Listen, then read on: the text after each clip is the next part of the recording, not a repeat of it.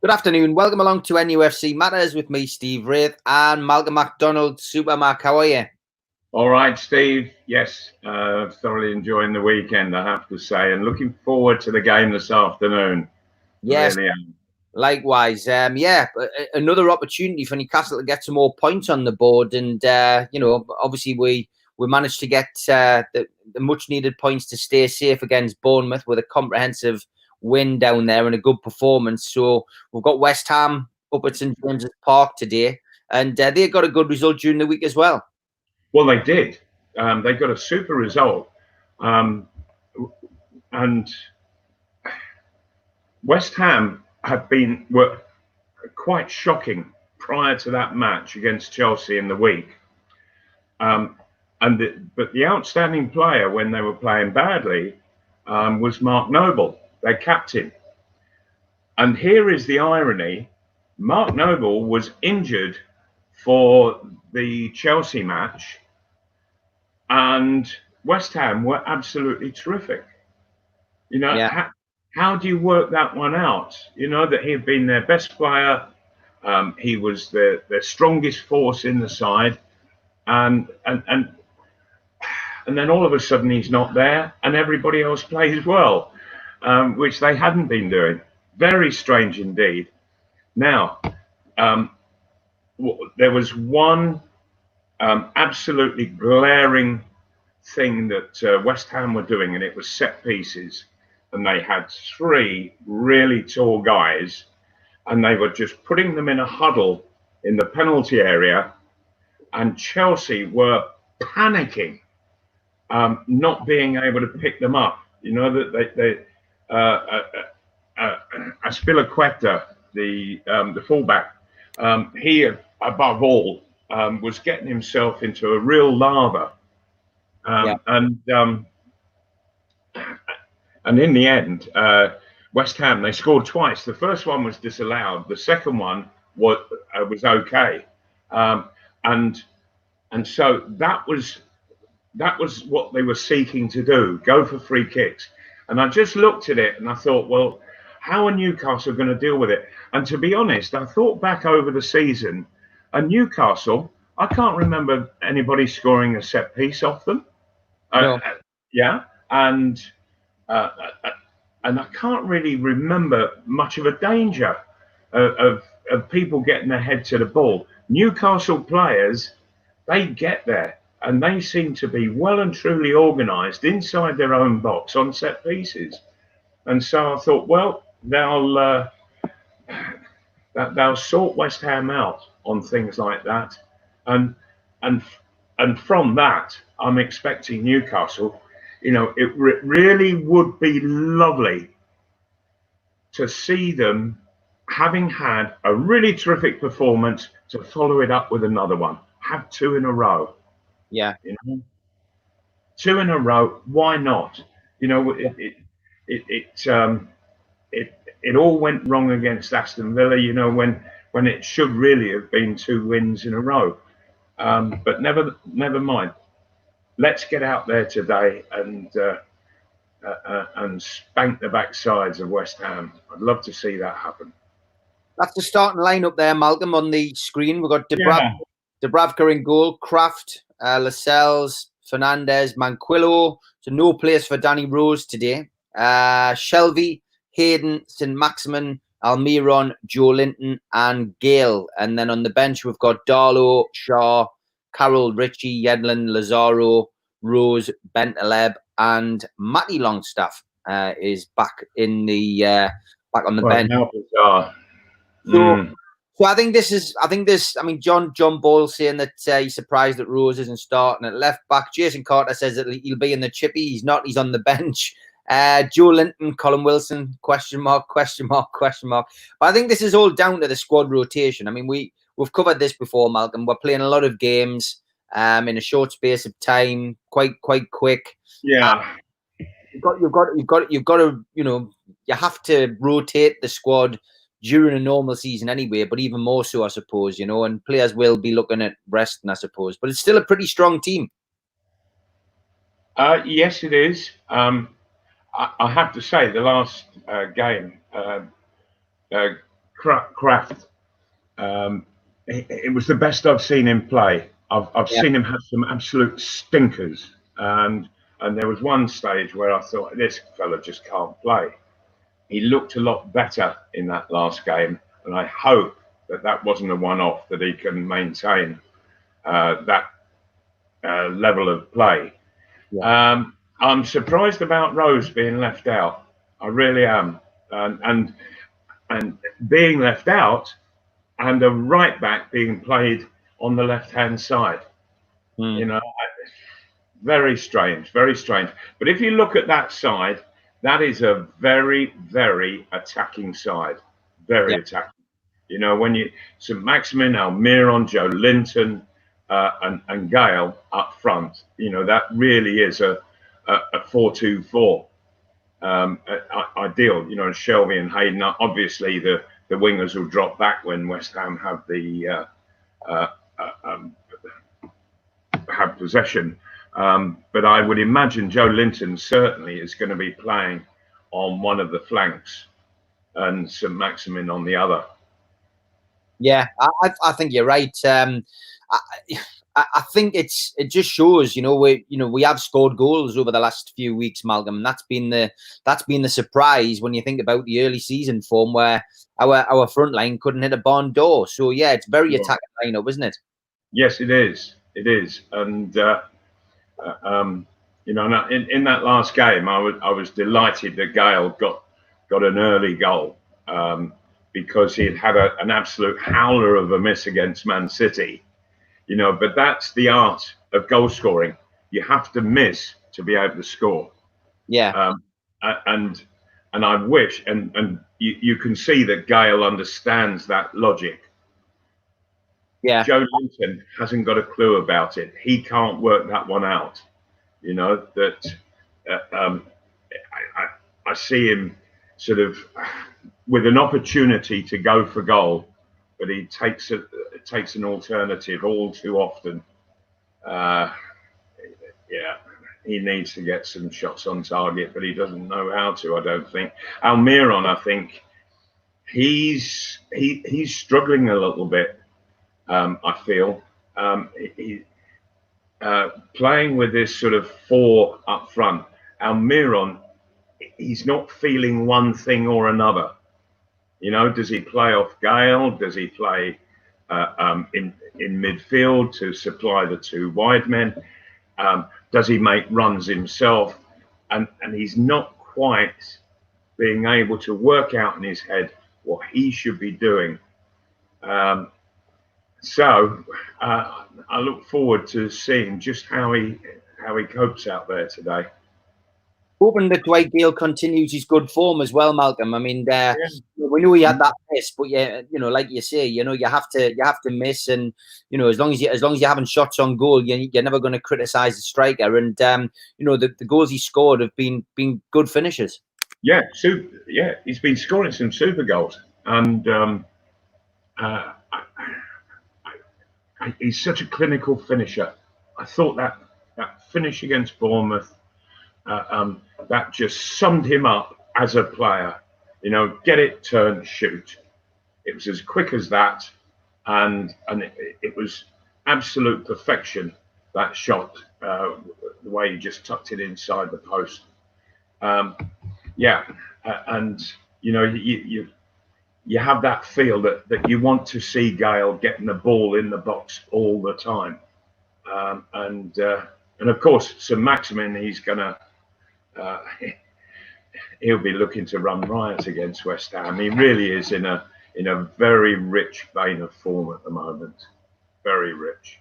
Yeah. Scott Thompson's making the point I made the other night. Do you think Bruce is trying to play a mind game, saying people are out injured? I mentioned this, didn't I, with you and John the other day, that there's a little bit of kidology going on, I think, with Bruce, which is great, you know, because it keeps the other managers guessing. I think putting Joe Linton out wide wasn't what everyone was expecting, and it paid off against Bournemouth. Yes, it did. Very much so. Now, quite what effect it had on Bournemouth, I don't really know. But my word, they were shocking, absolutely shocking at home when they're desperate for points, and yet they go to Man United and and get the first goal of the game. And they were a threat on Man United, but I saw no threat against Newcastle from Bournemouth at all, none whatsoever. Jonathan Ward's got a question for you, Malcolm. He said, do you think today's game will have a similar feel to the game against Aston Villa that you mentioned, with West Ham taking the initiative and trying to win? I'd take a point now if offered. I would be demanding that we see a performance like Bournemouth. Yeah. I really would. I just would not be happy with a point. I think that West Ham are a struggling side, particularly away from home. And Newcastle, they've got to go for the jugular, and I seriously want to see a good performance following a good performance. Not this up and down, one day good, one day bad. Let's find a bit of consistency, and put a little winning run together. That would be a great way to finish this messed up season. Yeah. Just get a nice little run, move 2 or 3 places up the table. That'll do me. Jason Carter says he's lost belief in Rose since he came out and said he wanted to play for Brendan Rodgers. He says he thinks we should move him on. Richard Morris says Shaw looking out of favour since our return to action, and yeah, he has struggled to get in the team. John Ball says, do you think we will approach the midweek game against Manchester City with a bit more of a positive lineup and formation? Does it matter? Because I think that Manchester City right now are probably one of the best performing sides in Europe. That they are looking absolutely unbeatable. And so if Newcastle just come away with a half decent performance, maybe a share of the points, who knows? But they are looking absolutely out of this world. When you think back to them at St James Park just recently, they had 188 passes in that first half, and Newcastle, I think, had about 15.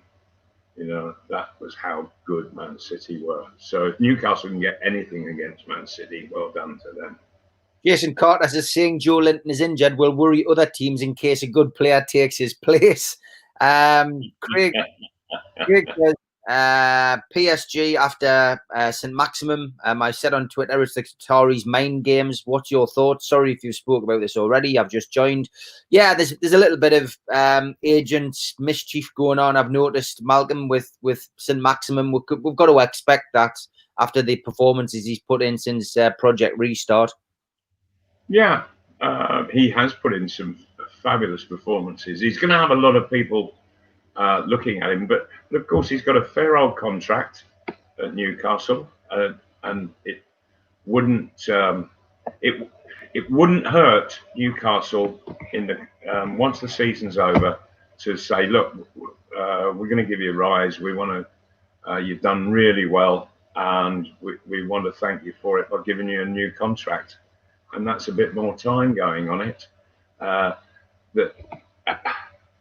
And Newcastle, I think, once this takeover is completed, then they're not going to be the skinflints under the Ashley regime. That they're going to be a bit more generous and a bit more demanding for that generosity. So I think that it would be a silly time for good players to leave Newcastle. There's big things that are on the verge of happening, and I as a player, if I were there, I wouldn't want to miss them. James is asking, do we not think that St Maxim needs a rest? We're already safe. I just hope Bruce isn't being reckless. He's in good. He's in good. No. You want to see Steve? When a player's in a rich vein of form like St Maximin is, he can't get enough games. He just wants each game to to arrive as quickly as possible so that he can just get out and go playing, you know. And he doesn't need protecting, you know. When you think, you know, big squads, they put things in supporters' heads, and I'm not wishing to be rude or anything, but it's something that I've particularly noticed in football, that when Liverpool won the title last, I think it was in the 1980s. I stand to be corrected on that, but it was certainly a year that they won the title. I think it was 84 or 86, something like that. Yeah. They used, over the whole season, 13 players. Now, think about it. But they got into that winning run. And if you look now, I bet they haven't used that many players this time around as well. When I was playing with Newcastle, the squad was 13 men. It wasn't even a second goalkeeper. He was with the reserves. And we never travelled with a second goalkeeper, not ever. So Woody McFall, he had to do it. And so you can put these demands on footballers, and they react. They react positively. Good players always react positively to things. And if Joe Harvey had come to me and said, because I rarely got injured, rarely. I came to Newcastle after 2 seasons at Luton Town, not having missed a game. And then I didn't miss a game until about my 3rd season, and I needed a bit of an operation. And so if you start messing about with numbers, and it puts doubts into people's head. What you want is absolute positivity, and the most positive thing is to play. Yeah, 100%. Jeff Carter makes the point. I do think the wind is going to be a problem a day to keep the ball on the deck, and I would have to agree. We were talking about that before we came on air. Very, very windy day. It's it's the worst of all the elements for a football match, and I had some experiences, I have to tell you, at St James Park. The wind used to come in between the Leazes End terraces and the main stand, and it used to whip in there, and then it used to swirl around the pitch, and it was awful trying to keep the ball down, and it wasn't as if the wind would just go one end to the other. It would sort of swirl, and you didn't know when it was going to come blasting you. And it's not easy to play in at all. And the wind can be a factor that evens 2 sides up very much. And I hope that it doesn't affect today's game, as I know that it has affected at St James Park. But with it's much more enclosed now, and so I think that the wind has a tendency to stay much above the stands because it goes fully around. There's no gaps for it to get in. So I hope that it doesn't affect the game, because it's always detrimental. Yeah. Okay, Mal, we'll bring this pre-match build-up to a close. Give us your prediction for today's game.